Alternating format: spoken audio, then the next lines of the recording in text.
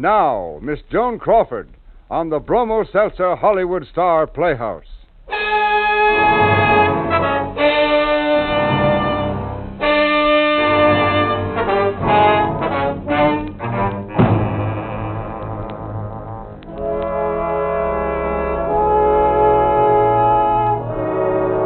Bromo Seltzer presents Hollywood Star Playhouse. Tales of suspense, thrills, adventure by Hollywood's finest writers with Hollywood's top stars. This program is transcribed and is brought to you by Bromo Seltzer, the fast, effective headache help which reminds you to... Fight headache 3 ways. Bromo Seltzer, Bromo Seltzer, Bromo Seltzer, Bromo Seltzer.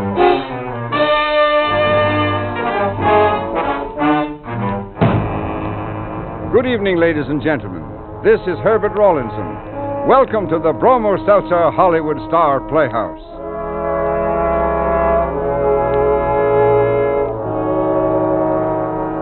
If you could get away with murder, would you? Or is there something higher than man-made laws which would hold you back? Something called conscience? Consider this well as Miss Joan Crawford creates for you the poignant role of June Cordell in Statement in Full.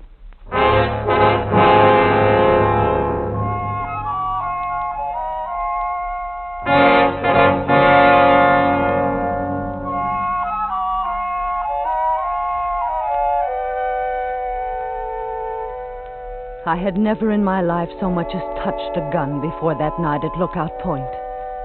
But killing is the easiest thing there is. All you have to do is pull the little trigger, and it's done. Never to be undone.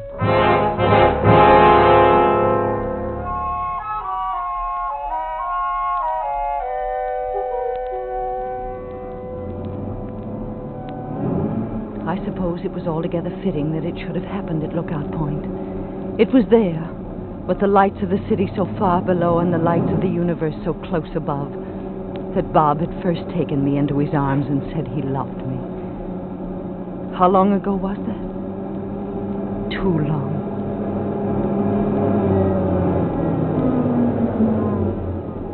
Place is completely deserted tonight.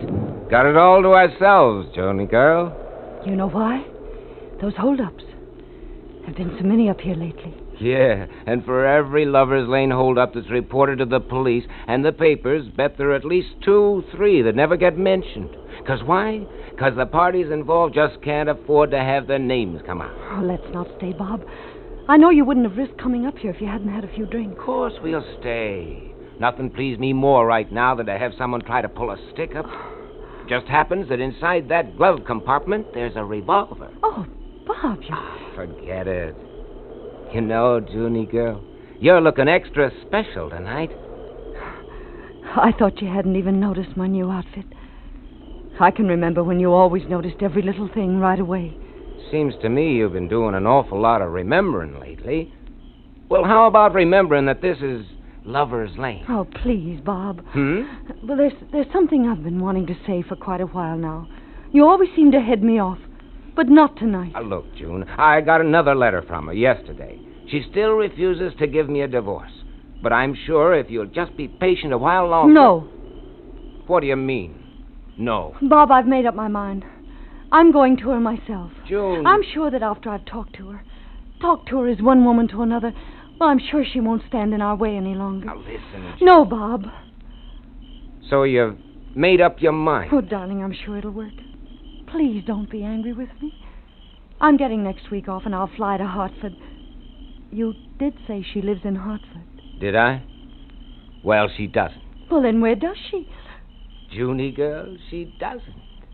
End of sentence, end of paragraph, end of romance. Bob. Yeah. Finally, it sinks in. There is no wife? The oldest gag in the world, and you fell for it. No wife. Yeah, and you'd have kept right on falling for it if I had really wanted you to, but it wasn't worth the bother anymore. Not that it wasn't nice knowing you, Junie girl. Awful nice. Was it? Was it? Stay away from that glove compartment, you little can't fool. do that to me. All right, so you're No. mad enough to want to kill No. me. Trying to do it is No. another thing. Give me Let that. go of that gun. Let go. No.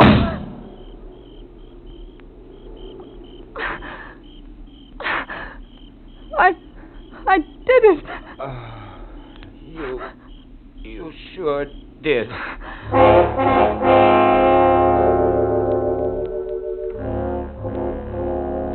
He lay slumped over, his head on my shoulder. For a long time, I just sat there, unable to move, unable to think. Sat there with that head on my shoulder. Yes, even without looking at him, I knew he was dead. This man without a wife in Hartford or anywhere else. Dead. Eternally dead. Well, there's nothing to do about it now. Sooner or later, someone was bound to come and they'd call the police. Police? But there was nothing I could do about it now. Or was there?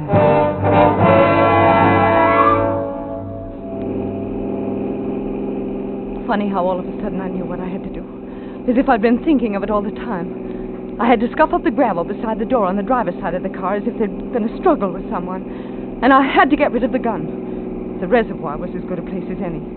And above all, I had to go on living as innocently as if I had never pulled the trigger.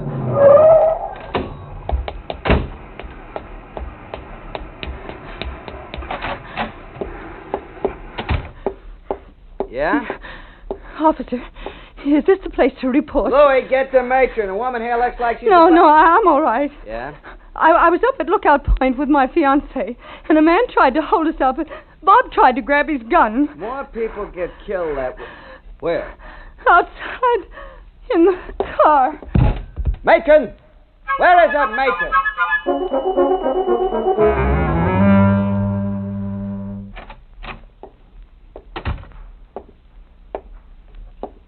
Sorry to disturb you, Miss Cordell. Yes, who? Inspector Price, homicide. Oh. I've got to ask you a few questions. Of course. Sit down, Inspector. What time is it? The night after. That's why I couldn't wait any longer. I understand. Please feel free to ask me anything. Thank you. What we need, first of all, is a description of the killer. As full a description as... What's the matter? I'm afraid I can't be very helpful. I mean, it was over so fast, and the way it happened... You must have some idea of what the killer looked like. Well, Tall, short, fat, slim, light, He dark. was medium height and build, and dark. Mm-hmm. There wasn't much of a moon, you see, and, well, he came around to the other side of the car, Bob's side. He said something like, "This is a stick-up. Don't try any tricks. You, mister, get out." It was something like that. What kind of voice?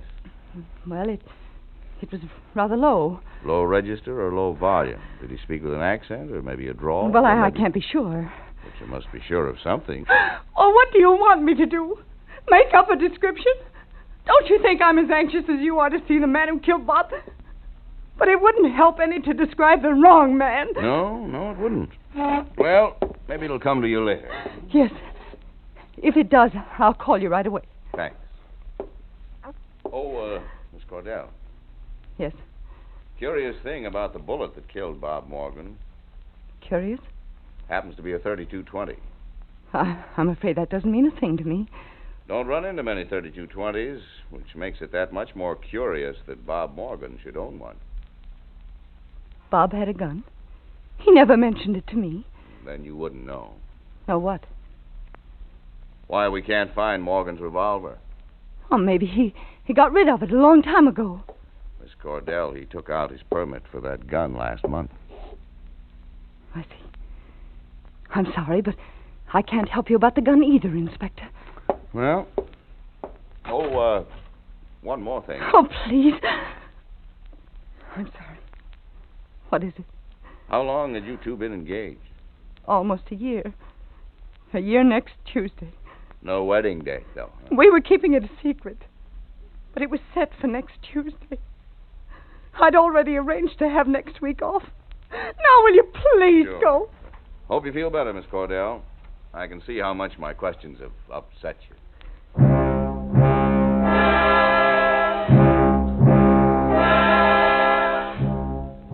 He suspected me. It was as plain as if he'd come right out and said it. And if I didn't do something to divert his suspicion, he'd keep at it until he found out the truth. Divert his suspicion. But how? Sorry to have to bring you here right from the hospital, Miss Cordell. That's all right, Inspector. Show up room's just down the hall. Will there be many? Stage full. Right in here. Thank you. How about sitting here, Wherever you think best. They're bringing them in from the lockup now. Only be a minute. Inspector, Yes? it's true, isn't it, that sometimes a witness who can't describe someone can identify him instantly on sight? Oh, yes. Still haven't been able to trace that 32-20 revolver that belonged to Bob Morgan, though. Really? And there are those scratches. What scratches? Oh, didn't I tell you? There were some scratches on the right hand and wrist of the victim. Fresh scratches. Oh, I think I can explain that. You see, I have a kitten, and when Bob stopped by to get me, she scratched him.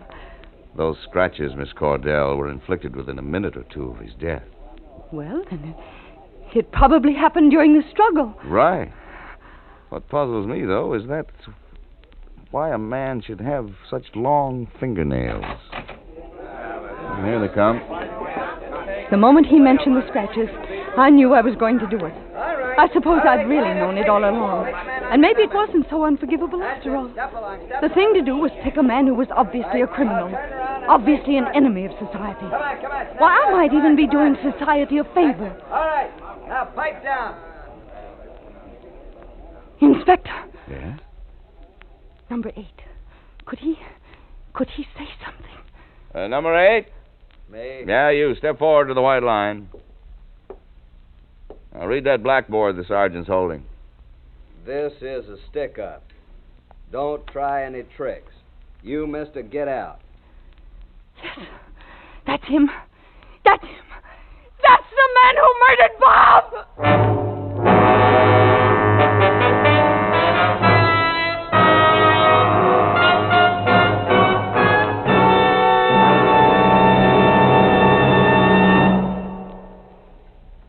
Bromo Seltzer, famous for fast, effective headache help, is bringing you Hollywood Star Playhouse.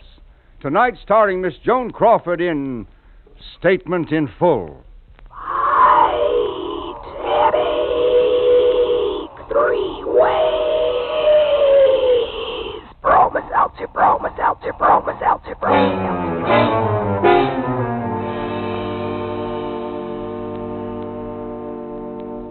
How do you do, ladies and gentlemen? How do you do? This is your old friend Norman Brokenshire. Every day, all over the country, so many business men and women who find themselves with a headache at the end of a busy day turn to Bromo Seltzer for fast, effective 3-way relief. Yes, sir, they've discovered, just as you will when you try it, that Bromo Seltzer helps your headache fast and effectively these 3 ways. If you've ever noticed when you get a headache, you usually have an upset stomach due to excess stomach acidity. Your nerves become jumpy and jangled, too. Well, the next time this happens to you, I want you to try pleasant-tasting Bromo Seltzer. I'd like you to see for yourself just how fast Bromo Seltzer helps the pain of that headache, how it soothes your upset stomach by neutralizing the excess stomach acidity, and how it calms those jittery nerves. You'll be glad you got to know wonderful Bromo Seltzer. As for speed, you just compare the speed of Bromo Seltzer's effervescence with that of any product in tablet form you've ever tried. You'll be amazed. For best results, use cold water. Follow the label, avoid excessive use. Be ready when a headache strikes. Keep Bromo Seltzer handy at home and where you work. Yes, for really fast, effective headache help, take Bromoseltzer, bromoseltzer, bromoseltzer, bromoseltzer,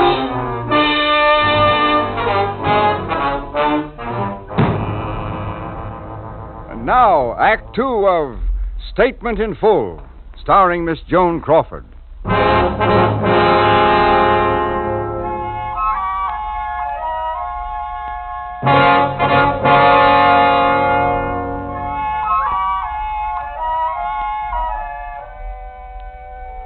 I slept remarkably well the night after I'd accused this man I'd never seen before, of the murder which I had committed. I had expected a certain feeling of guilt, and yet I walked away from that show-up room conscious of nothing but relief. It wasn't until the day of the preliminary hearing that the reaction set in. Mostly it was the way he looked at me, the man I was charging with my crime. The way he looked when I raised my right hand and swore that I was telling the truth. The way he looked when I told my story. Those eyes seemed to mock every word I said. I was almost glad when the moment came for him to take the stand. Raise your right hand. Do you solemnly swear to tell the truth, the whole truth, and nothing but the truth, so help you God? Well, young man? I solemnly swear. Silence. Walter Haney, you have heard the testimony given here against you. What have you to say on your own behalf? What difference does it make if you believe her? Is that all you have to say at this time? Yeah, that's all I have to say. Then I have no alternative but to order you held on a charge of murder in the first degree. No! This court stands adjourned.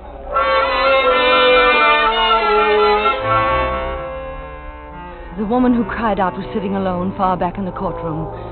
I realized now that I'd been aware of her all the time. Had been watching her even. Why? There was nothing different about her except, well, a sort of tension.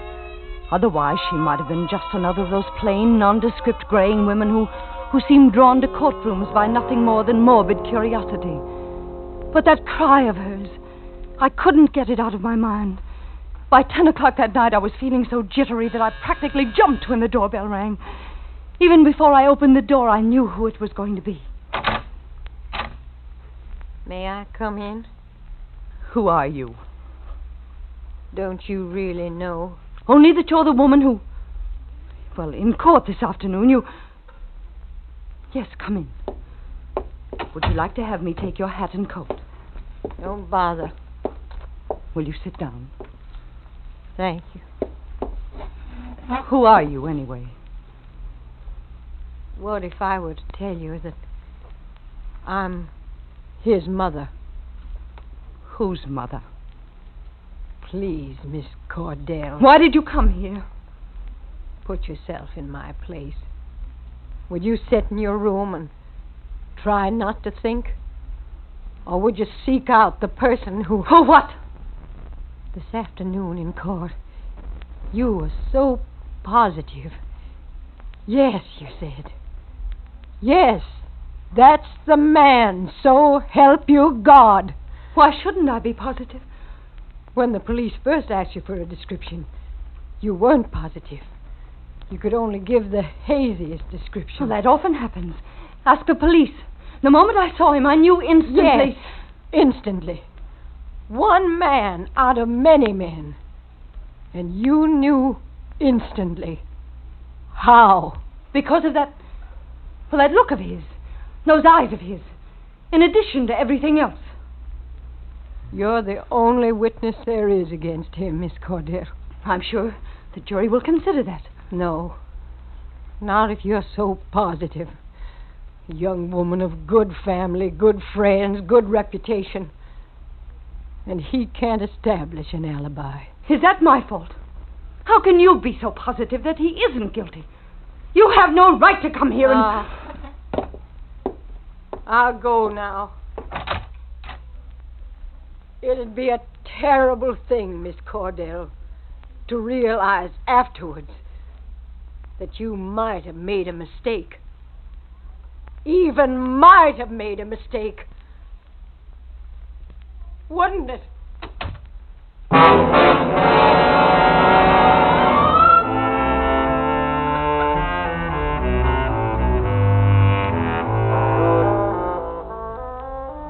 dreamt that night that I was at Lookout Point again, and everything repeated itself, just as it had happened that night, except for one thing.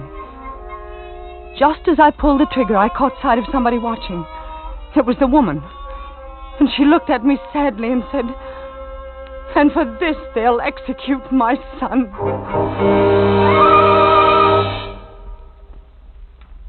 I went to the office the next morning, thinking it would be best to keep busy.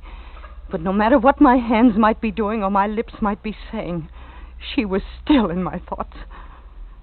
At last noon came, and I started out for lunch. But that isn't where I ended up. Miss Cordell, come in. I merely wanted to ask you, Inspector. Yes? I've been thinking of going away, out of town. Would that be all right? Just so you let us know where you are and come back for the trial. Oh, thank you.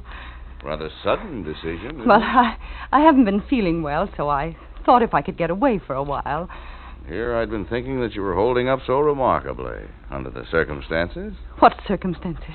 Well, after all, when a woman loses the man she loves, especially the way you did, then, too, I know it isn't easy to have to sign a death warrant. Did you have to say that? All I'm trying to do, Miss Cordell, is explain to you that I understand what you're going through. Inspector, this man... Walter Haney? I know that under the law, his previous record of crime can't be introduced into this case. But he does have a record, doesn't he? Make you feel any better if he did? What do you mean? Feel any better? You've got it bad, haven't you? Usually this doesn't happen until afterwards, when the prisoner keeps denying right up to the end that he did it. And, well, there's still time. Time for what? Well, find the gun, let's say. I know how that'd make you feel, even though you're as positive in your accusation as if your own life depended on it. I couldn't get away from there fast enough. I couldn't get out of town fast enough. I had to put everything behind me, far, far behind me, until I could get hold of myself again, until I could see things again as I'd seen them once before. 50 miles, and I was able to relax my grip on the steering wheel. 100 miles, and I was wondering whatever had come over me to make me act like that. Nothing had really happened. Nothing had really changed. I was still safe, and I would always be safe, unless I gave myself away. Why, this man, this Walter Haney, he didn't even have an alibi. He'd be convicted, and that would be the end of it. Except for that woman, of course. Well, I felt sorry for her. But I felt sorrier for myself. She shouldn't have had such a son.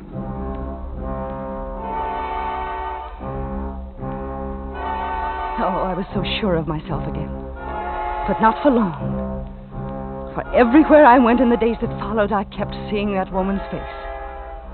At first, I thought it was an illusion. But no, I saw her. She even touched me while I was shopping in a department store.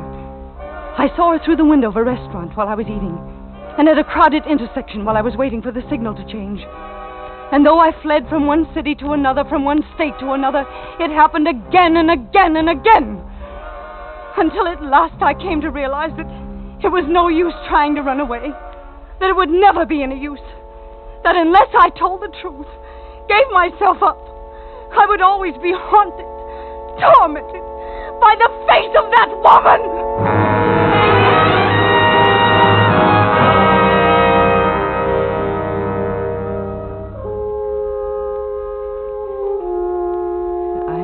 Statement of my own free will. No promise of leniency has been made to me, except the leniency of my own conscience. Do I sign now? Yes, now that you've had a chance to read it over. June Cordell. Now what, Inspector? Matron will take charge. Oh, here she is. Oh, no. Yes, Miss Cordell. I'm the matron. You're the matron? But you said... I said, what if I were to tell you that I'm his mother? So that's... I was sure all along that you were guilty. So that's... But I had no way of proving it. Well, Bertha here has a flair for the dramatic. The part about having you see her in crowds wherever you went was her own touch. Anyway, that man I accused won't have to die now. As a matter of fact, he will. You see, he's been up for extradition all the time. State of Illinois wants him for murder. So he'll die anyway? And I'll have... Oh, that's good. Oh, that's good.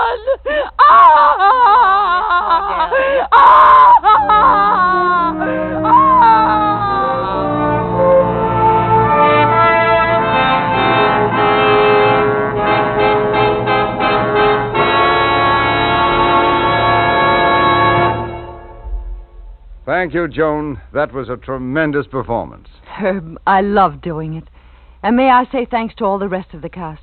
Donald Woods, Harry Bartell, John McIntyre, Paul McVeigh, and Jeanette Nolan. Thanks again, Joan. In just a moment, I'm going to introduce Dick Hames, the star of next week's play. Now, here is Norman Brokenshire. Thank you, Herb. An exciting story. Say there, neighbor, if this has been an exceptionally trying day for you and you've ended up with an annoying headache, get fast, effective, three-way relief with Bromo Seltzer. It's amazing how fast Bromo Seltzer works in helping your headache all three ways. These three ways. When you have a headache, your stomach is usually upset due to excess stomach acidity. Naturally, your nerves become jittery and jumpy. Well, Bromo Seltzer goes right to work relieving the pain of that headache. Bromo Seltzer neutralizes that excess stomach acidity, soothing the upset stomach, and it calms those jittery, jangled nerves. Wonderful? Ah, you bet it is. To really appreciate what a great headache product Bromo Seltzer is, try it on this guarantee. You must be satisfied or your money back. You'll like it all right. And you'll like the pleasant, refreshing taste of Bromo Seltzer. As for speed, just compare the speed of Bromo Seltzer's effervescence with that of any product in tablet form you've ever tried. You'll be amazed. Keep Bromo Seltzer handy at all times. Be prepared to... Fight headache 3 ways. Bromo Seltzer, Bromo Seltzer, Bromo Seltzer, Bromo Seltzer.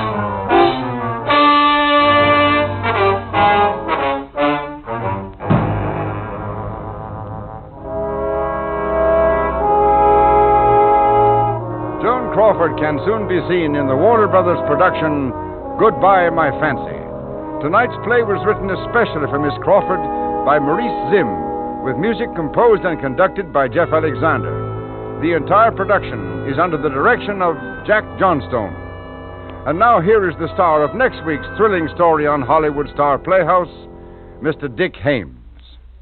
If you know baseball, you remember my name, Dyson. Rabbitfoot Dyson. And as long as I had Baby, my Rabbitfoot, nothing could go wrong. But I'm in a jam now. I'm a killer and they're closing in on me. And Baby, I can't find Baby. Then it's Rabbitfoot next week, and it sounds like a honey. Thanks, Dick. On tonight's program, all characters and incidents were fictitious.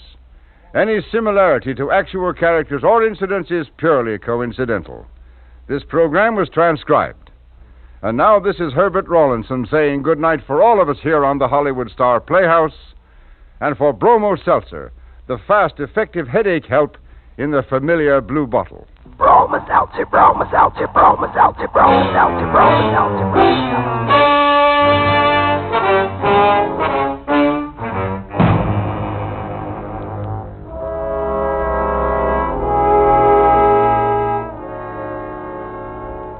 This is CBS, the Columbia Broadcasting System.